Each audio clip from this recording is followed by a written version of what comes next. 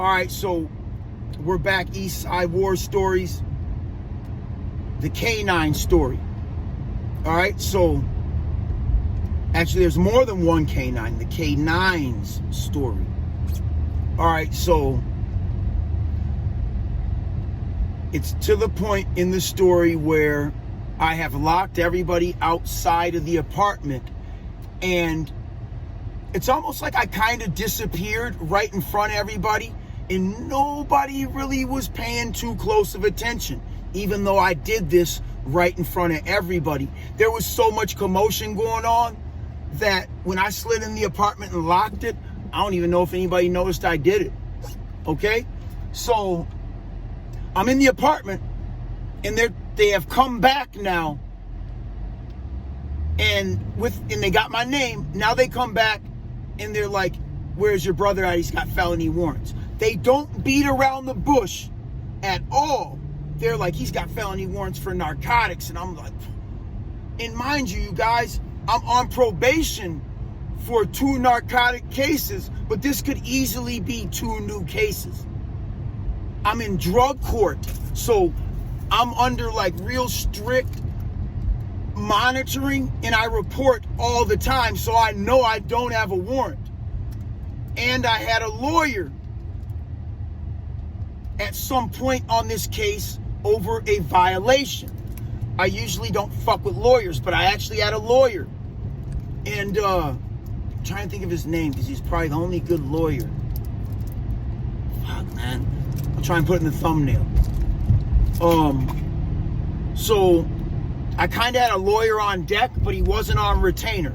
So as the police are like, "We're gonna get the dogs," right? Because they're trying to get in the apartment, but nobody has the keys except for me. Every window is locked with a stick. The chain is locked on the door.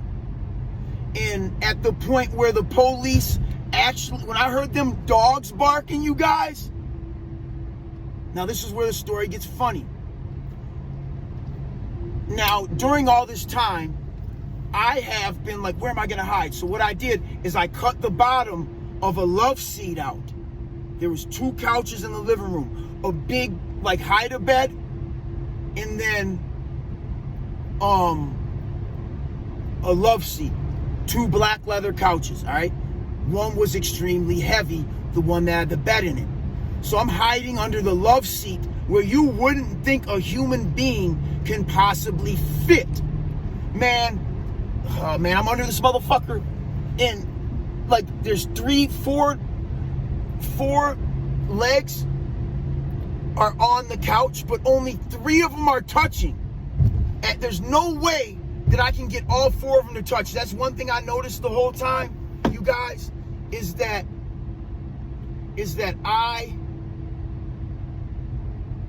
the one thing I noticed, man, is that, sorry, I'm looking at this dirtbag cop, man. Faggot. Bitch. All right. And I'm in Crystal, so this is where they try to do that bullshit pullover on me. I got to drive through here every day. Luckily, the police are kind of intimidated at this point. Okay, so back to the story. So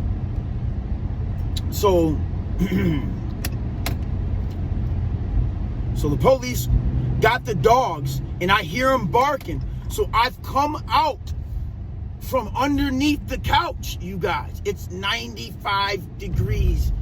Felt like 105. Might have been hotter. Hot, muggy day. Okay, St. Paul, Minneapolis area. All right? So I'm just dying from the heat already, you guys. And it hasn't even started yet, really. So I come out from underneath the couch. I look out. This is the moment of truth right here. I look out the peephole, and I see a cop looking in the peephole at me. And he's like, "I see somebody in there." We had one of them ghetto-ass peepholes where you could see in and out the motherfucker. So this one cop was like, "I seen somebody in there."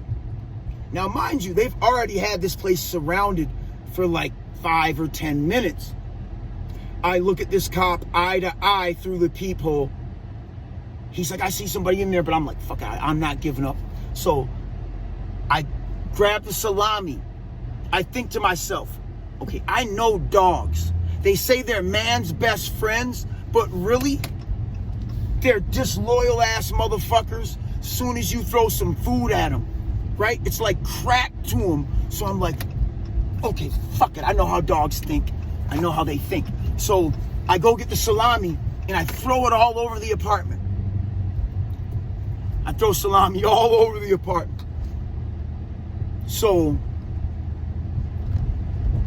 all of a sudden, in the process of them getting in, they're like, we're gonna go get the manager to get the key. But we had changed the lock.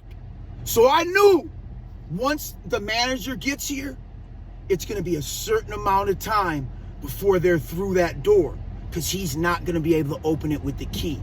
So I have X amount of time still to wait this situation out underneath this love seat that I'm hiding underneath.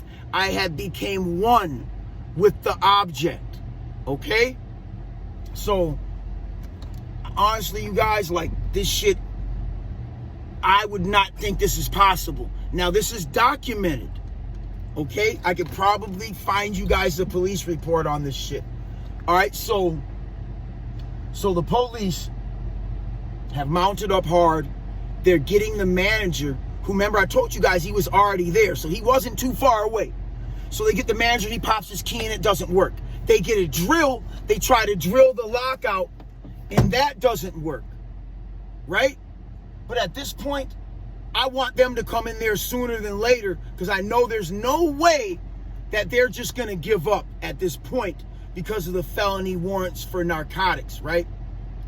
So I'm like, yeah, there's no way they're going away. So I'd rather them come in sooner than later. So all of a sudden,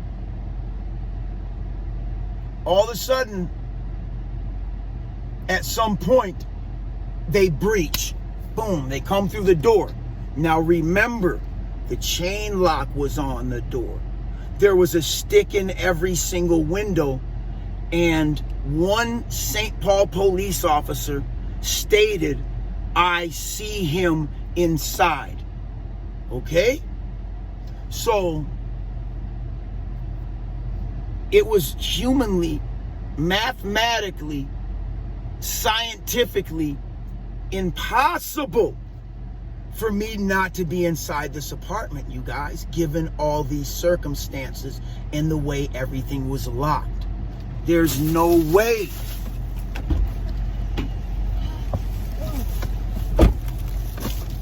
There's no way somebody could have got out of there.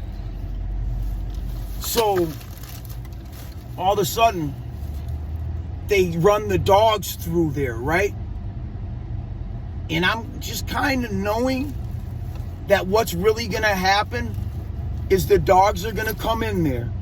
They're going to know I'm hiding, and they're going to know I'm very scared and I'm hot because my body temperature is way up to the point where I'm about to have a heat stroke and just give up.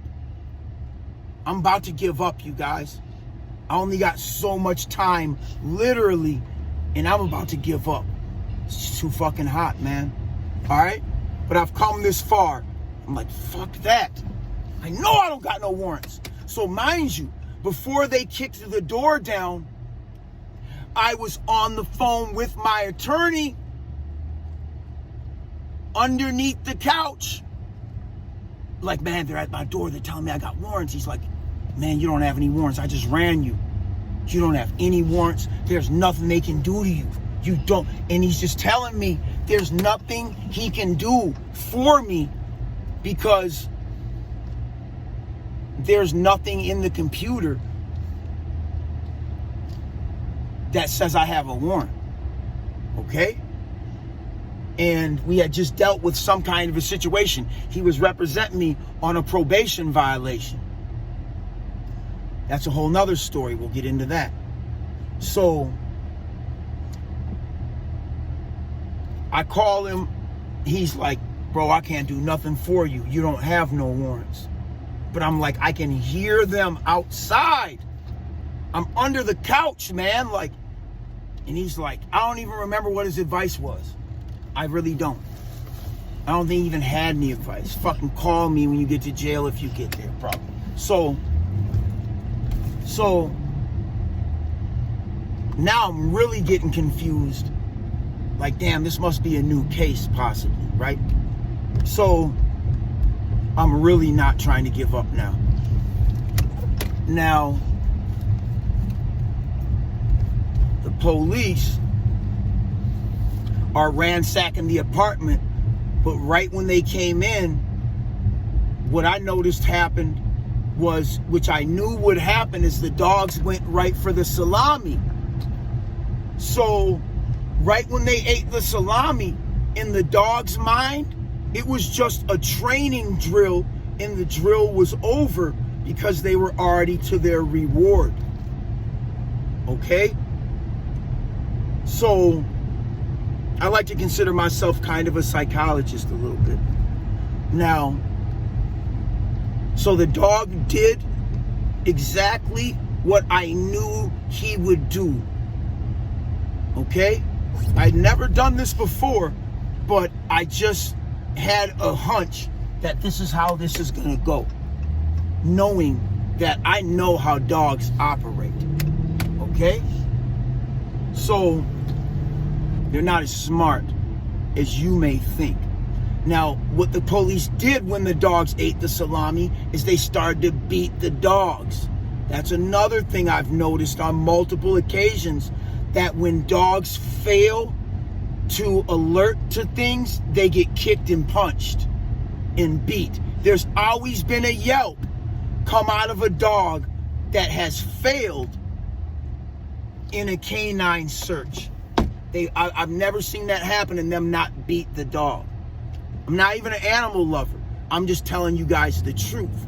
Another way that they get dogs to even alert to drugs and things of that nature is by getting them addicted to drugs, giving the dog cocaine, giving the dog meth, giving the dog this, giving him heroin, give small doses. So then he becomes addicted at some point, and now he's just a junkie, sniffing around for another fix. That's why your drug dog becomes reliable, because you've got him addicted to narcotics. If that's not animal cruelty in the first place, I don't know what is. But it's definitely animal cruelty when they're kicking and hitting the dogs for not alerting on shit that either is or isn't there, right? So they start beating the dogs, and they're like, let's flip the couches. So they go to flip the first couch, and it's heavy, right? So I don't think they flipped it. They drug it out, and then they slid it back, right? So then they're like, let's get this couch. Now at this point, they know I'm not there. They know this is all just procedure now. That one cop that saw me was like, no, he's got to be in here. He's got to be in here. I saw him. Look at the door. Look at everything. The chain was locked. He knew that I was still in that fucking apartment, but he could not figure out how. So they all started making jokes. After beating the dog, they started to verbally beat the officer that made the statement saying that he saw me through the peephole.